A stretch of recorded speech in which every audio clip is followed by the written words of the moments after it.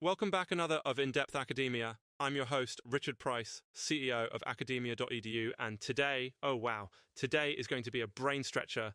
We're diving into a fascinating, honestly kind of heady paper by Rajiv, who's a philosopher and interdisciplinary researcher, and what he's together is just, well, it's big, it's ambitious, and as I'm here to walk you through it, super alley, so you can make up your own mind about these ideas. So, what's paper even about? Why it called Beyond Physics? A comparative, philosophical, and scientific analysis of Stephen Hawking's zoology and the philosophy of, well, at the heart of it, Singh is wrestling with one of the oldest, deepest questions humans ask. Why? Why does reality, even in this lawful, mathematical, elegant form at all? How deep can our explanations actually go? Can science answer the very foundations of, or do we have go somewhere deeper, somewhere more philosophical? And here's what I think is so cool or maybeing about this paper. Raj Singh sets up a kind of conversation between massive schools of thought. On side, you've got Stephen Hawking, who really need introduction. His approach centers on what called model realism, which means our scientific models, our equations, predictions, those are ways of knowing reality, and that's far as we can go. On the other side, Singh brings in analogical framework. That's just a fancy way of a philosophy what reality is made of, not just how it behaves, but what lies beneath all the behavior and the rules. Let's break this down with some specific questions, the tackles. First, what does physics aim compared to philosophy? Hawking, in his work, tries to explain the from inside with math, with observable. He asks, basically, does the universe? In contrast, the philosophy of reality, the book Singh analyzes, what of reality must for math and physics and to be possible? It's like a step beneath or behind the math, if that makes sense. Another big area, ontology, that a word you'll hear a lot you hang out with philosophers. It just means what actually exists.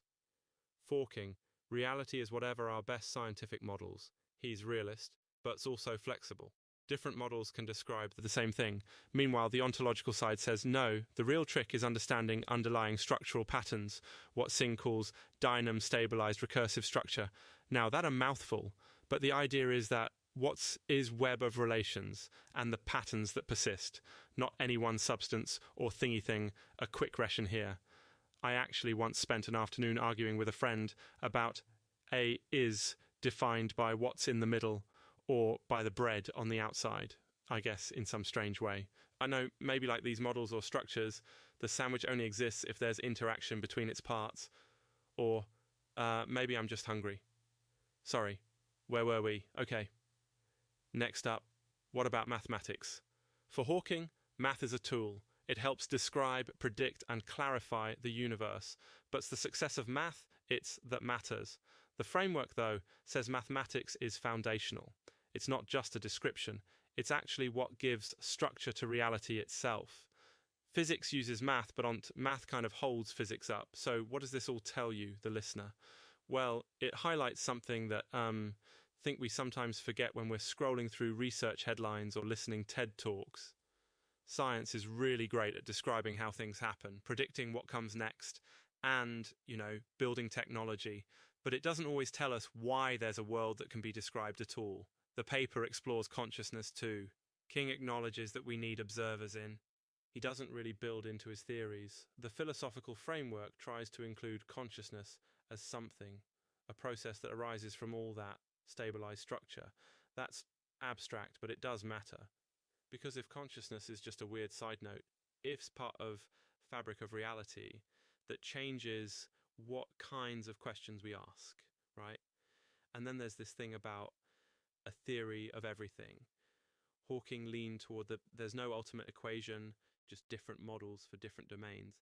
But Singh's ontological view wants a deeper integration, like physics, logic, even ethics and awareness together.